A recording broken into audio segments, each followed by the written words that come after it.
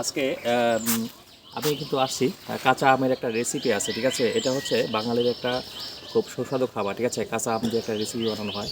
এটা বিশেষত যে গাছে দেখতে পাচ্ছেন কাঁচা আম, ঠিক আছে। এই কাঁচা আমের ভর্তা অনেক টেস্ট। এটা আসলে যে মানে একবার খাইছে, ঠিক আছে, সে স্বাদ ভোলার মতো না। এখন আমি দেখবো কাঁচা আমটা পারবো। এখানে যদিও আমার একটু নিচে নামতে হচ্ছে, একটু যদি পড়তে হয় একটু গর্তের মধ্যে আমাদের ধরে। এই যে এটা আমি রাখলাম সামনে,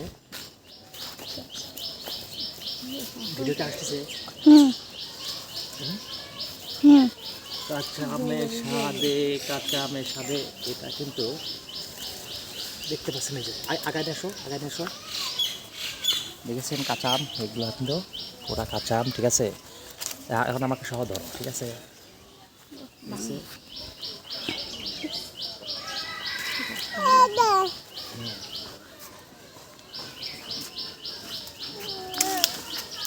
এই যে আম, ঠিক আছে, কাঁচা আম,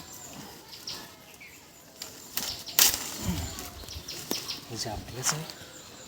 আসলে আম দিয়ে কিন্তু আজকে আমের একটা সুন্দর একটা রেসিপি আছে, সেটা হচ্ছে এটা কিন্তু আমের ভর্তা হবে, ঠিক আছে। পুরা পিওরিটি আম এখানে, কাঁচা আমের ভর্তা, ঠিক আছে। এটা আসলে লোভনীয় খাবার। যদি আপনাদের জিভে জল আসে তাহলে অবশ্যই ভিডিওটা শেয়ার দিবেন, ঠিক আছে। যারই জিভে জল আসবে ভিডিও শেয়ার দিবেন। চলুন আজকের রেসিপিটা কেমন হয় দেখবেন। আম কিন্তু গাছের থেকে পাড়া শেষ, এখন কাটা হচ্ছে, ঠিক আছে। ঠিক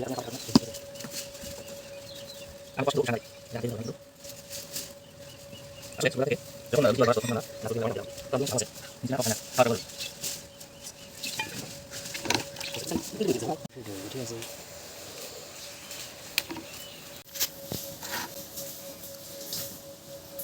এটা কাটার পরে তোমার আও আও আও ওরে মধু, রসমালাই, রসমালাই না, টক টক। এগুলা আটিটা ফেলে দিতে হবে, এটা টক লাগবে। এই আটিটা কিন্তু অনেক টক, ঠিক আছে। ফেলে দিলাম। আজকে যা স্বাদ হবে আমের, অসাধারণ। আমগুলো দেওয়া হয়েছে এখন ব্লেন্ডারের মধ্যে, কিন্তু আমগুলো দেওয়া হয়েছে, এর মধ্যে চিনি আর মরিচ দেওয়া হয়েছে।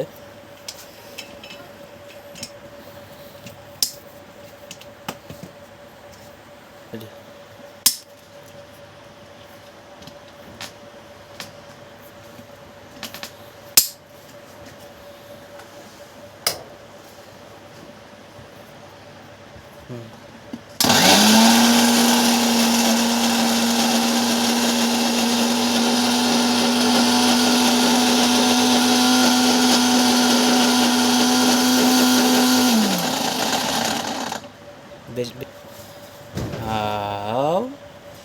আমের কিন্তু একটা মুখরোচক অবস্থা চলে আসছে একটা, ঠিক আছে। রেসিপি আমের একটা অসাধারণ রেসিপি। এটা কিন্তু দেখা যাচ্ছে যে আমরা বিশেষত পাটায় বেটে বেটে আর কি এটা রেসিপি বানাই, যে আম ভর্তা বলা হয়, যাকে বলা হয় কাঁচা আমের ভর্তা। তো এটা হচ্ছে আসলে ব্লেন্ডার করা হলো আর কি, যার কারণে এখন কিন্তু পুরোটাই একটা মুখরোচক খাবার হয়ে গেল অলরেডি। আসলে হ্যাঁ, এই খাবারটা এই আমের সিজনে যদি, কাঁচা আমের সিজনে যদি না খান ঠিক আছে, তাহলে কিন্তু মিস করবেন অনেকটাই। দেখবো কেমন হয়েছে টেস্ট করে।